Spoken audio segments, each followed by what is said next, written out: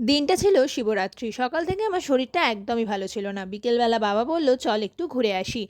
তাই হঠাৎ করেই চলে গেলাম এই শিবরাত্রির মেলায়। আর গিয়েই ১ম এ আমার চোখ পড়ে যায় ভেলপুরিতে, তাই সেটা তো খেতেই হবে।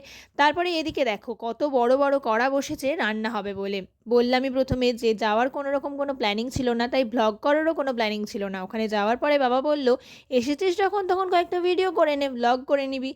তারপরে চলে এলাম আসল জায়গায়, অর্থাৎ আশ্রমে। এখানে কিন্তু যজ্ঞ হবে আর এখানে হবে জল ঢালা। প্রচুর মানুষের ভিড় হয়েছিল কারণ সেদিন জল ঢালা ছিল। তো এতটাই ভিড় ছিল, সামনে আমি যেতে পারিনি, দূর থেকেই ভিডিও করেছি কয়েকটা।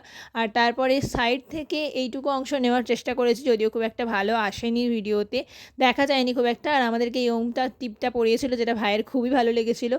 তারপরে চলে যাই জিলিপি কিনতে, কারণ আমরা তো ভেলপুরি খেয়েছি, ওটা আমাদের ফেভারিট। মায়ের জন্যও তো কিছু নিয়ে যেতে হবে, তো মায়ের জন্য জিলিপি কিনে তারপরে চলে আসি বাড়ি। তো দেখা হবে নেক্সট ভিডিওতে, বাই।